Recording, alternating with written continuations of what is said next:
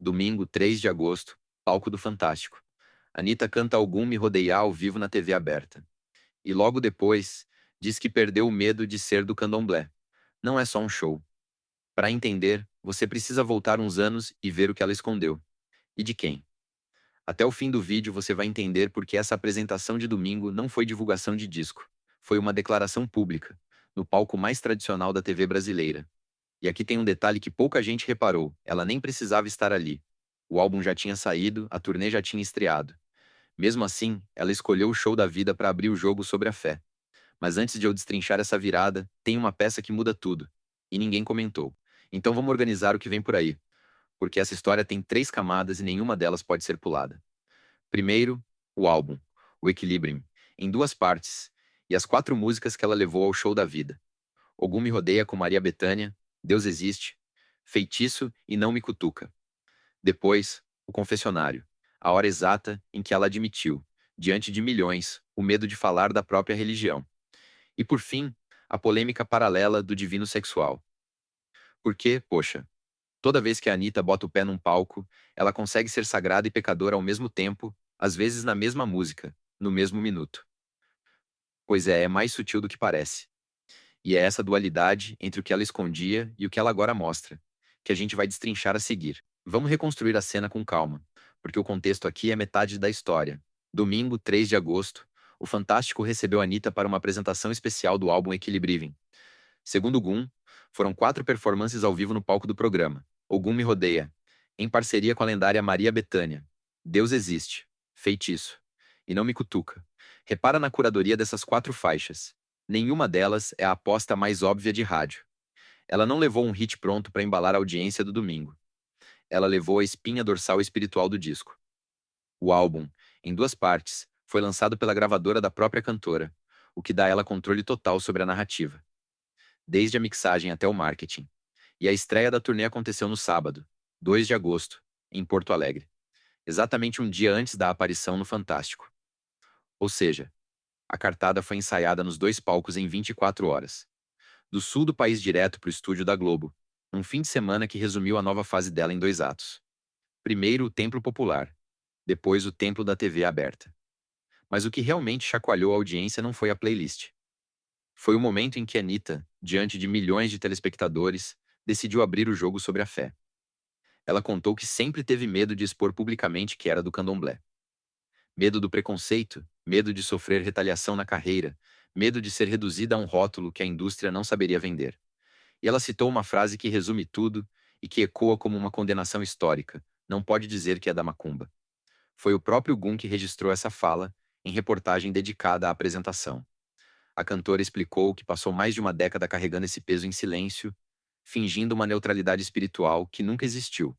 Porque, convenhamos, desaparecer com a própria fé não faz ela deixar de existir, só te obriga a viver com a metade do que você é escondida. Agora, a transição é importante, porque essa revelação não vem do nada. Ela vem dentro de um processo cuidadoso, quase terapêutico, que a Anitta foi construindo. Nos bastidores, nos álbuns, nas escolhas de parceria. Até chegar nesse palco de domingo à noite para finalmente dizer em voz alta o que ela vinha sussurrando há 10 anos. E aqui vem a segunda camada, que pouca gente cruzou, e é onde o vídeo começa a ficar interessante. Em entrevista ao Fantástico, Anitta revelou que releu e atravessou uma mudança interna depois de ler um livro sobre Carmen Miranda. O detalhe que faz a história fechar, e que quase ninguém apontou nas matérias do fim de semana. Carmen também escondeu as próprias raízes para agradar Hollywood.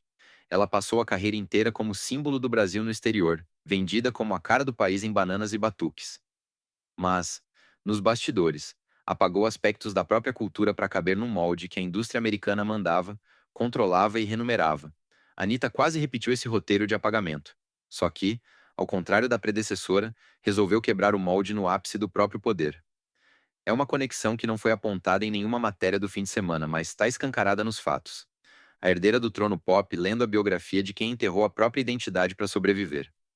E decidindo fazer exatamente o oposto. Carmen foi o exemplo do custo. Anitta virou o contra-exemplo da saída. Não é coincidência que essa leitura apareça justo quando ela flerta com o mercado americano de novo. O Gun também listou 5 vídeos que compuseram o bloco especial no Fantástico, incluindo a faixa título Feitiço, que, aliás, é a música mais autorreferente do disco, se você prestar atenção na letra. E a turnê, que abriu para a plateia em Porto Alegre no sábado, já nasceu dividindo opiniões. A performance de Divino Sexual viralizou nas redes e virou pauta nacional em menos de 24 horas. Segundo os registros, o show em si virou um divisor de águas na percepção do público sobre a nova fase. Metade celebrando, metade torcendo o nariz, o que é a assinatura clássica de uma reinvenção que funciona. E aí, a ironia fina que eu não consigo deixar de registrar. A artista que agora canta Deus Existe e Ogum Me Rodeia também entrega um divino sexual no mesmo espetáculo, com a performance toda coreografada. Sacro e profano lado a lado, no mesmo palco, na mesma noite, na mesma pessoa. Mas o que ninguém comentou foi o timing.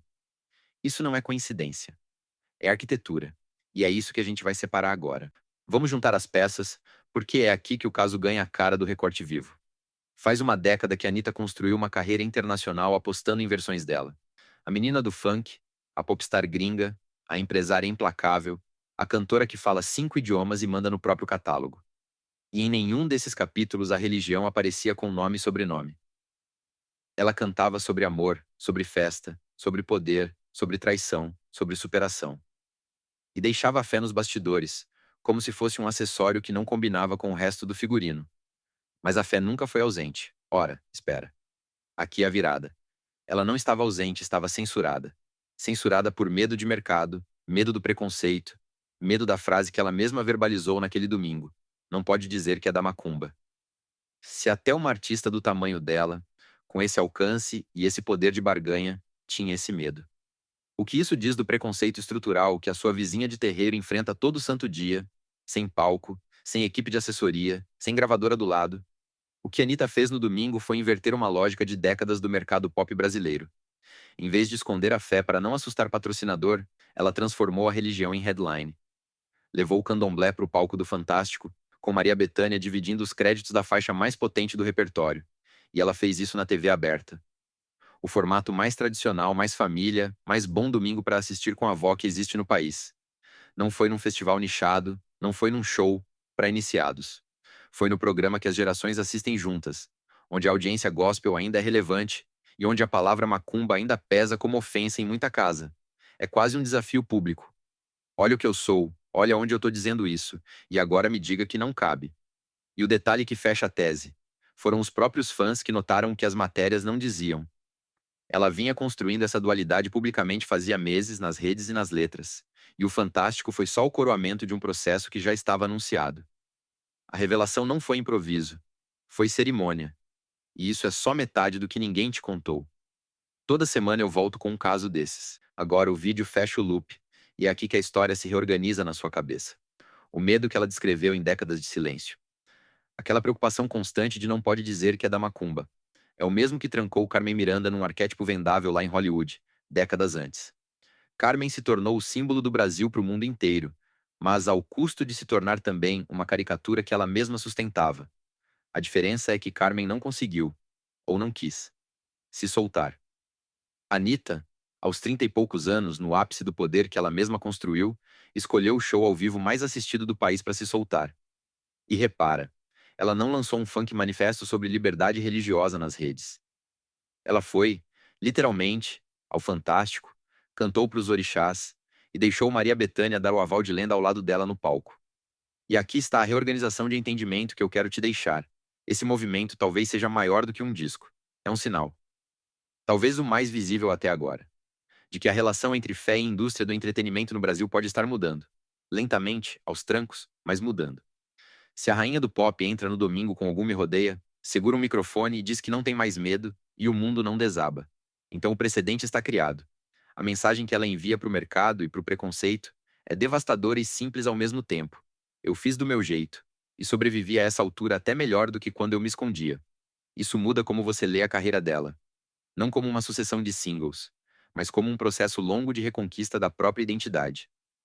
E, se você me permite o desvio pessoal de 30 segundos, talvez mude também como você lê a própria relação com as suas crenças, com aquilo que você cala no trabalho ou na família para caber num molde. Porque a história da Anitta de domingo não é só sobre ela. É sobre o preço que a gente paga para pertencer e sobre o dia em que alguém decide que o preço é alto demais. Resumindo o que você levou de hoje, no domingo, 3 de agosto, Anitta levou o Equilibre-me ao Fantástico com a Maria Bethânia, Cantou Ogum me rodeia, Deus existe, feitiço, e não me cutuca. Revelou mais de uma década escondendo o candomblé por medo de retaliação. E disse que esse medo ficou para trás. E ainda fez isso enquanto a turnê abria em Porto Alegre com um divino sexual que dividiu o país em dois. Sacro e profano, lado a lado na mesma noite. Só a Anitta mesmo. Manda nos comentários. Que história tu quer que a gente decifre? Tá com vontade de ver a gente destrinchar outro caso de artista brasileiro que escondeu fé por medo de carreira? Ou prefere que a gente mergulhe fundo na Carmen Miranda e no legado que ela enterrou em Hollywood para sobreviver? Se gostou, clique em inscrever. Toda semana tem um Express novo, sábado ao meio-dia, e sempre tem um ângulo que as manchetes não deram. E me diz uma coisa, só para fechar: quanto de você a indústria tenta censurar todo dia para caber?